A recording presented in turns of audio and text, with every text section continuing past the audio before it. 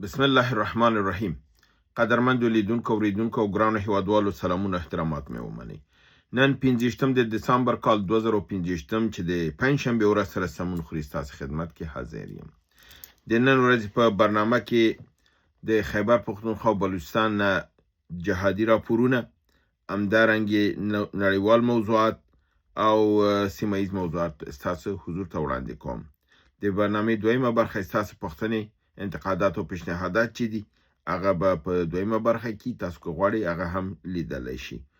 اوس راځم د سیمه ییز مسایلو ته.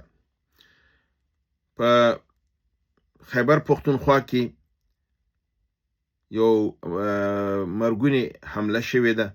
د هغه هم ټي ټي پي د پهباد په ذریعه یعنې د بې پیلوټه جهاز په ذریعه باندې کړې ده. 6 عسکر پکې وژل شوي دي او ویل کېږي چې 2 پکې ډېر غټ نظامي افسران دي. د میډیا جنرالان وي، خو لا تر اوسه دا تایید نه ده چې ځکه چې اکثرا خلک د ډګروال او د جنرال فرق هم نشي کولی. کېدی چې دا د ډګرمن او د ډګروال په رتبه خو دی وي چې 2 جنرالان هم وژل شوي دي. بله واقعه چې ده هغه په ولسوالي د داود شاه ولایت د کرک کې شوې ده. کرک ورته وایي که کرک ورته وایي، په هلته شوې ده. 9 پولیس پکې وژل شوي دي او اسلحه یې هم غنیمت نیول شوې ده. همدارنګې یو بله لویه لاسته راوړنه نن د مجاهدینو دا وه چې د کوهاټ ښار یې په حساب نیولی و او دی وایي چې دغې ته پوځیانو ته یې ماته ورکړې وه. ډېره شدیده سخته جګړه هلته شوې وه. جګړې څو ساعته دوام کړی دی. په هغې په نتیجه کې 56 کسان مړي او ژوندي یعنې دغه د ژوبل شوي او مړه شوي دي. 56 تنه عسکران او دې کې هم سایمن سبان موجود دي. همدارنګې په ټانک ولایت د ټانک ولسوالۍ د تانې خواته را روان د فوج ډله په هغې باندې برید شوی دی. 1 تن پکې فوجي وژل شوی دی او همدارنګې د ډرون د دوی سره چې ډرون یې وهل شوی دی او ډرون یې مجاهدینو خپل په قبضه کې اخیستی دی. د لکي مروت ولایت د نورنګ ولسوالۍ د درګۍ په علاقه کې پر فوج باندې چې قافله یې روانه وه کمین ووهل شو، شمالي او ځاني تلفات ورته واړول شول.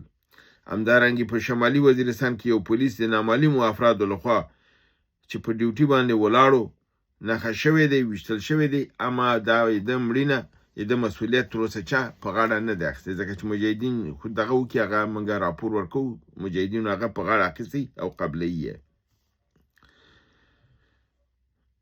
راځم په نړیوالو موضوعاتو کې روسیه کې هم د 2 ورځو راهیسې ډېر انفجارات کېږي.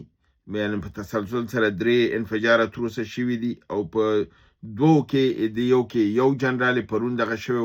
د نننۍ واقعه کې ویل کېږي چې 3 جنرالان نور هم دغه شوي دي او دا په ماسکو کې دا واقع شوې ده. د روسیې په ماسکو کې دغه وشوله، د انفجار شوی دی، لوی انفجار دی. 3 جنرالان، 15 پولیس افسران دا وژل شوي دي او دا خبر بی بی سی تایید کړی دی چې دا خبر بالکل صحیح دی.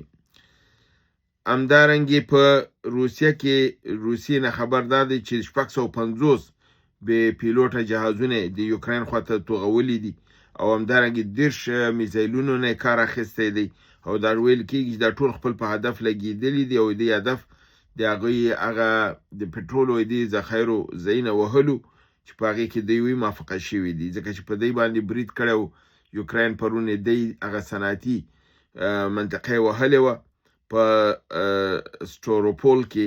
نو نن دی خپل بدل داسې واخیسته چې بیرته هلته برید وکړه او د هغې د برق یې ورته قطع کړی دی. په یوکراین کې د اوبو سپلای ورته خرابه کړې ده او همدارنګې د انرژي مرکز یې ورته وهلی دی. همدارنګې د روسیه کې 2 پولیس افسران هغه وخت له منځه لاړل چې کله دی هغه مظنون یا چا باندې چې شک و چې دی ورته ورنږدې کېدل، په هغه وخت کې دی انفجار وکړه او دا 2 پولیس افسران ووژل شول. او ویل کېږي چې دا واقع په هماغه ساحه کې شوې ده چې پرون هغه بل جنرال چې موږ تاسو ویلو چې د وزارت دفاع د تعلیم و تربیه او د عملیاتو رئیس او د پوتین نږدې ملګری و.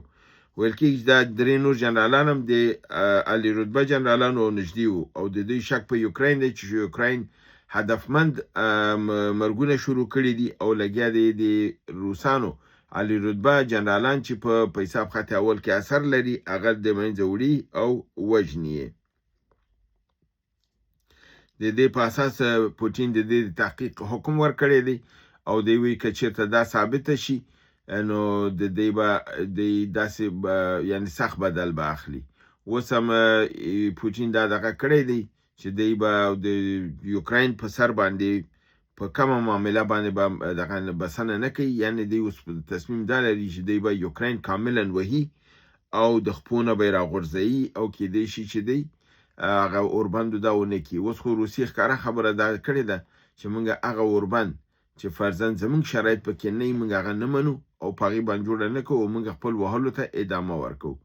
او دا هغه ټکی دی چې زیلنسکي یو سخت وارخطا کړی دی. زیلنسکي کله اروپایان سره خبرې کوي کله امریکایانو سره، خو کوم مطلوب دغه چې دی هغه لاسته نشي راوړلی.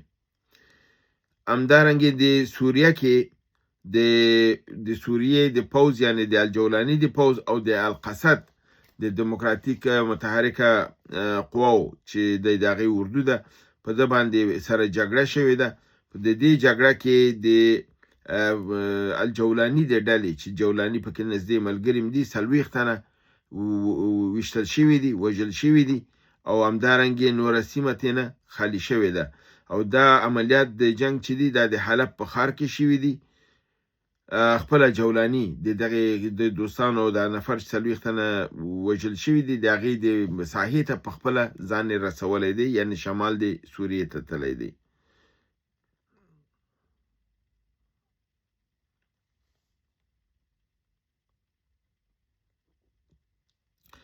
او په دې دغه کې دلته ملکي خلک هم وژل شوي دي او همدارنګې ملکي کسانو ته مرګ ژوبله اوښتې ده. او دا خبر چې دی دا د جرمني خبررسان ایجنسي په نامه چې DPO چې دا خبر هغه ورکړی دی.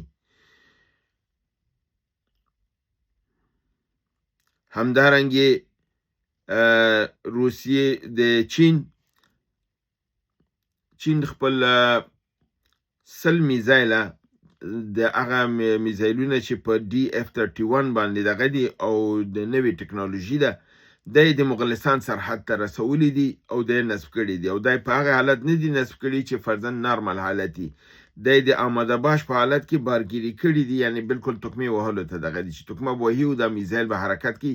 معلومه نه ده چې دغه دلیل د ده څه دی چې د 100 میزایله په دا رقم په عجلې سره د مغولستان سرحد ته رارسولي دي او هلته یې نصب کړي دي تر څو چې د ممکنه کوم خطر چې دی احساس کړی دی د هغې مخنیوی وکړي.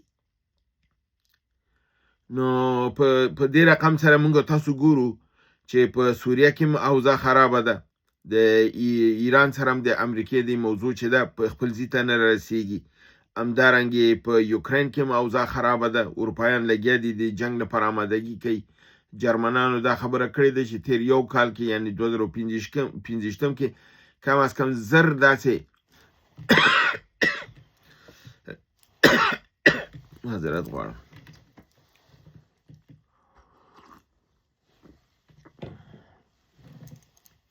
1000 داسې ډرون د جرمني فضا کې دوی لیدلي دي چې راغلي دي، اما دې باندې نه دي پوه شوي دا د کوم ځای نه راغلي او چا دا ادعا هم قبوله کړې نه ده چې دا ډرون د دوی دي که د بل چا دي. یعنې دا واقع هم جرمني اوس ریکارډ کړې ده چې دا موږ سره دا واقع شوې ده او دلته ده کېږي. نو تاسو ته معلومه ده چې اوس اروپایان بالکل په دې یره کې دي چې د دې او د روسانو سره د جنګ امکانات شته. روسیې پرون هم دا خبره کړې وه، نن هم دا خبره کړې ده چې موږ په هیڅ صورت د اروپا سره جنګ نه غواړو. او دا پیام یې ډونالډ ټرمپ ته هم لیږلی چې اروپایان باید مطمئنه اوسي چې زه اروپایان سره جنګ نه کوم، اروپا ته کوم خطر نشته دی. مګر هم که تاسو یوکراین ته راځئ او په یوکراین باندې یرغل کوئ، ځکه چې اروپایانو ویلي دي چې دوی به قوا تیاروي او یوکراین ته به اروپایي قوا راځي. نو روسیې دا ویلي دي چې که د ناټو قوی او که د اروپا قوی، یعنی بغیر د ناټو نه او که د ناټو دا به زما اول هدف یو دقیقه به ورته انتظار نه کوم چې وخت راغی زه به یې وهم. نو ښکاره خبر ده چې دا اعلان د جنگ دی د دواړو یو د بل په مقابل کې چې فرضاً که ته دلته راځي او دا برید کیږي، نو دا ښکاره خبر ده چې د روسانو او د اروپایانو ترمنځ به جنگ نښلي.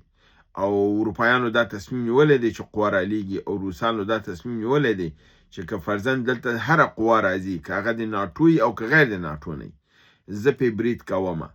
او دا احوال ټرمپ ته هم ورکړی دی چې اروپایانو ته دا ووایي چې که زما د یېرې نه دا کار کوئ، زه تاسو دا ګارنټي درکوم چې زه په تاسو برید نه کوم، تاسو خواته زه د برید نیت نه لرم.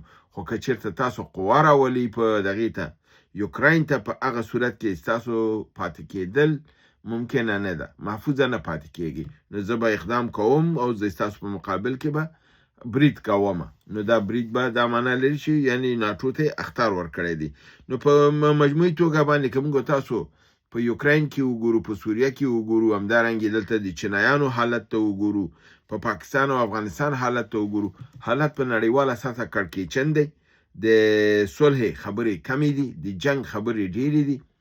ایران هم لګیا دی د جنگ ته کاملا آمادګي نیسي، ځکه ویل کېږي چې اسرائیلیانو داسې حرکات هلته ښکاره کېږي چې چا چې په حساب لیدلي دي، ابزرو کوي یا نظر لاندې تیری، هغې وایي چې اسرائیل لګیا دی آمادګي نیسي د جنگ لپاره. چې دا کله برید کوي دغه نه ده معلومه، خو برید به کوي. او کېدای شي چې دا برید د امریکا لپاره ناببره توګه مخې ته راشي، ځکه چې امریکا د دې برید ته آمادګي نه لري. امریکا ورته وایي دا برید مه کوه، خو دی خبره نه مني او برید ته آمادګي نیسي. نو توکل په خدای وګورو. زموږ تاسو د پاکستان سره موضوع ښه نه ده، دلته هم حالات کړکېچن دي. هیله د برنامه وګورئ، خوا کې دوستان سره شریک. تر بل برنامې چې بیا درېږم، تاسو په لوی رب العزت سپارم. وما علینا الا البلاغ.